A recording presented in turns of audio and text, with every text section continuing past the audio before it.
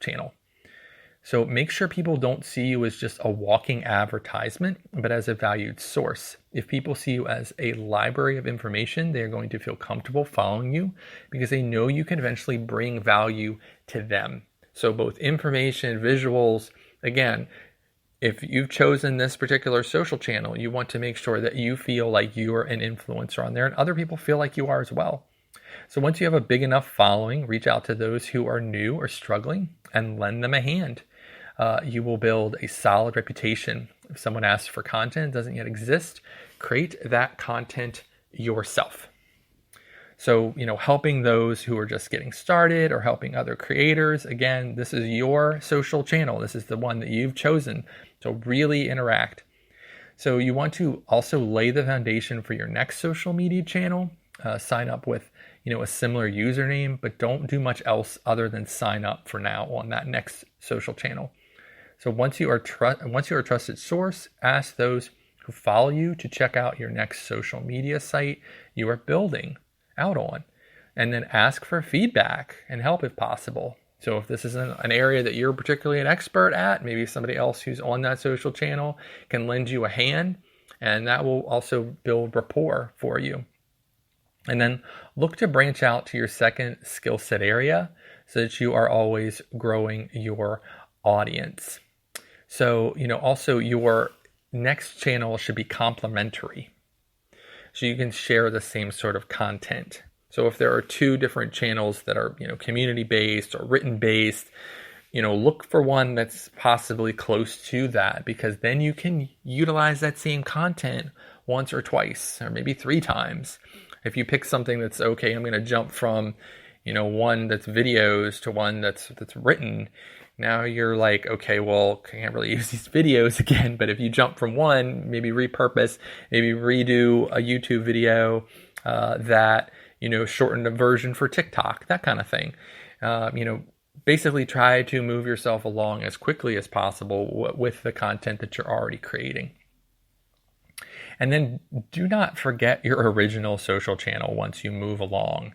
So this is the fuel for your whole, project and your whole site. So you need to continue growing it daily no matter how many other channels you start. So that's a big issue. Is that where you go, okay, well, I've moved on now from, my first social channel, my second one, and I'm devoting all my time to that one. And the first one, people are like, where'd they go?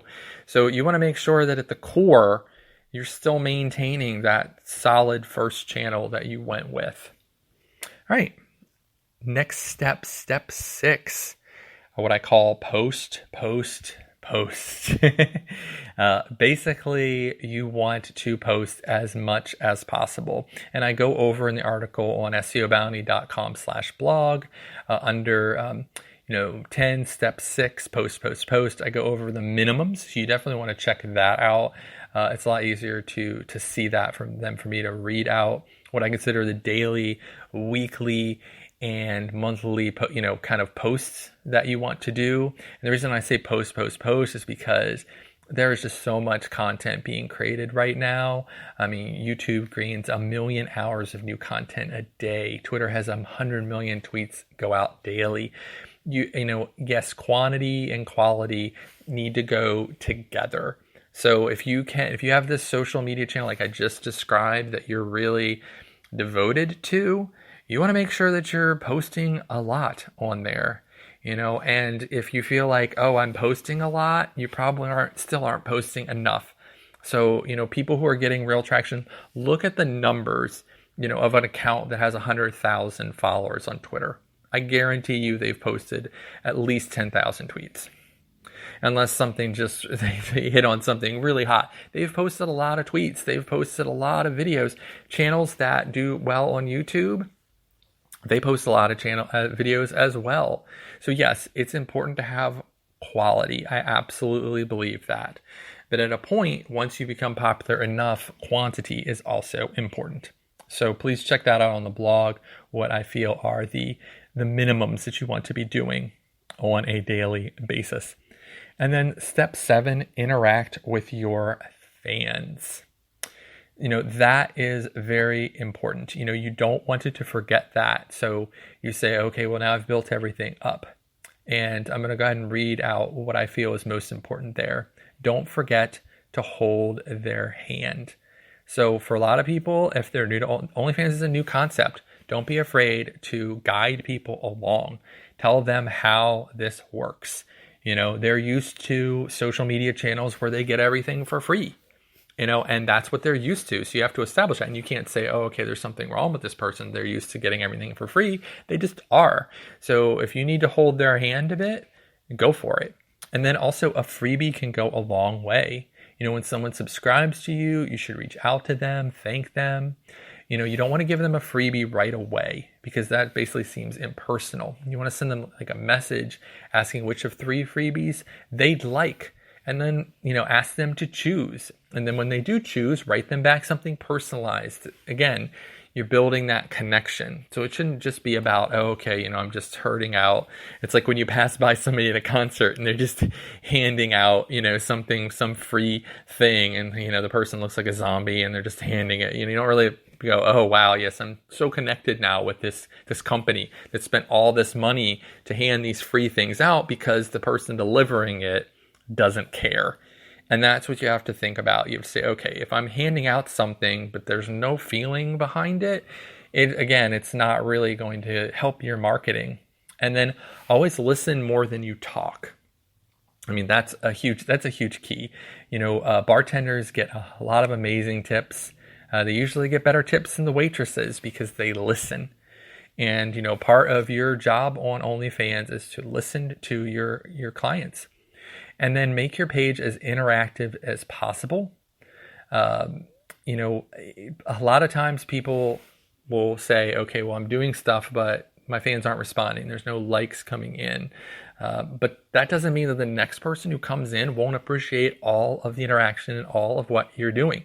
So just because right now no one's appreciating it, when a person comes in for the first time, they're going to appreciate that you have been working on all of this.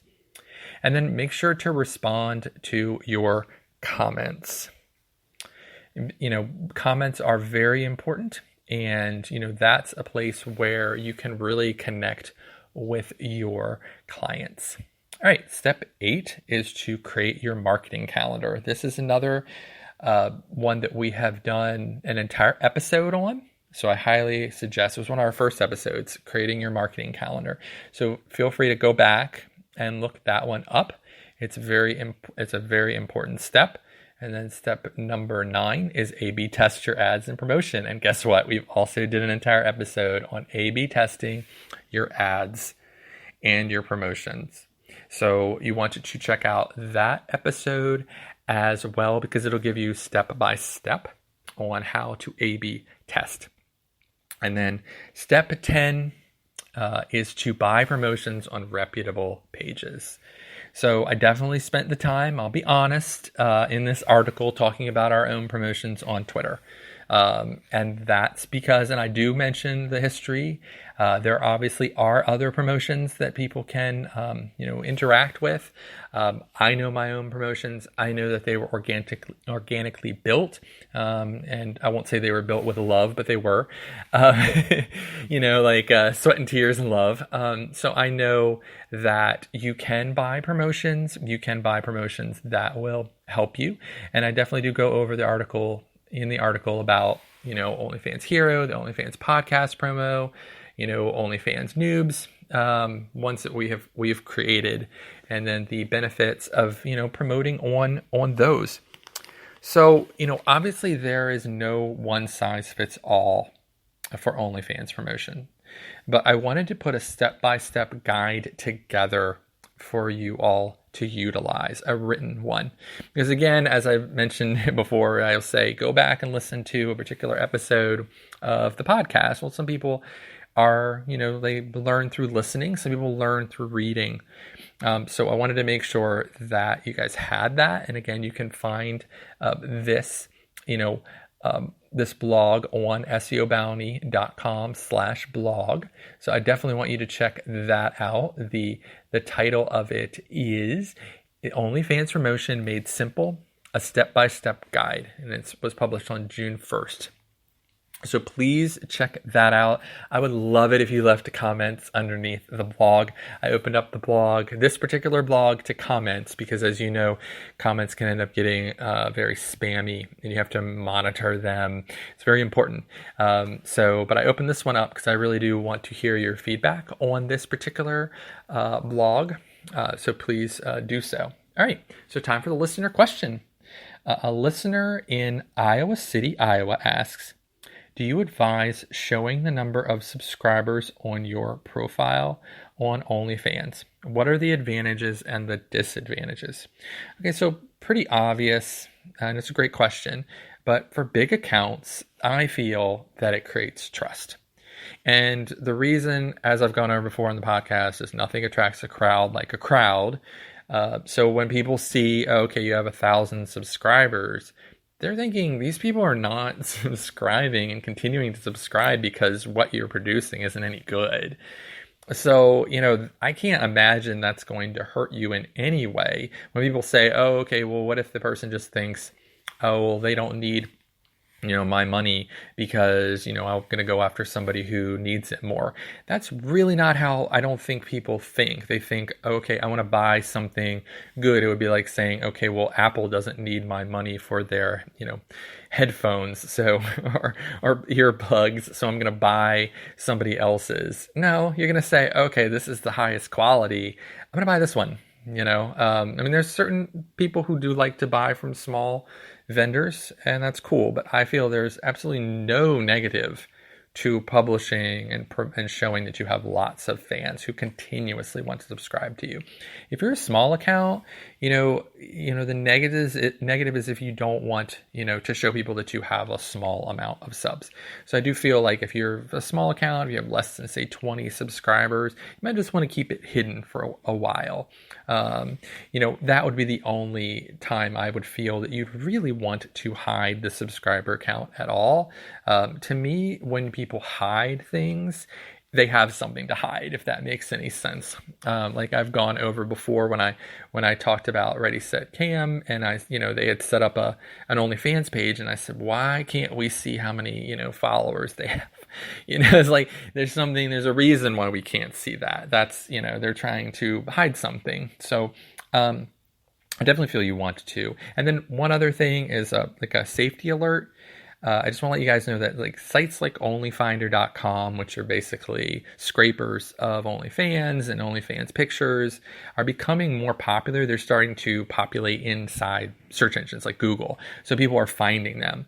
And I have mentioned before that if you have your profile location in your OnlyFans right now, change it to somewhere that you're not actually existing in, change it to a more general location, like a country or even somewhere completely far away, because people are using these kind of places as like dating kind of things. Like, oh, I'm trying to find an OnlyFans girl who is in my area, and then I can try, and we've gone over that 100 times. That's an alert, danger. So definitely if you have your location right now, I don't see a lot of benefit to having, okay, I'm in Atlanta, Georgia, unless, for instance, and saying, okay, I'm in Atlanta, that's great. Like, now someone knows that, there's a lot of people there, but they know exactly where you live. And that to me is a bit of a danger. Okay, so I hope you enjoyed this episode. It is a guide to OnlyFans promotion. Again, my name is Richard Lewis. I am the founder of OnlyFans Hero and the OnlyFans marketing and promotion company SEO Bounty, which you can find at seobounty.com. You can find this podcast on Instagram at OnlyFans Secrets Podcast. You can also find us on Reddit at OnlyFans Secrets, the subreddit, as well as finding us on OnlyFans itself at onlyfans.com/OnlyFansHero, where you can subscribe and follow us for free. Please do so. And we're also, of course, on TikTok at OF Secrets Podcast, as well as being on Twitter at OnlyFans Hero. And you can also look up OnlyFans Podcast, where we do hourly promotions for OnlyFans creators. So please find us on Twitter. If you have any questions for me, please reach out at OnlyFans Hero on there. And as always, if you have an opportunity to leave a review for this podcast, please do so. And I will see you guys next time on the next episode of the OnlyFans Secrets podcast.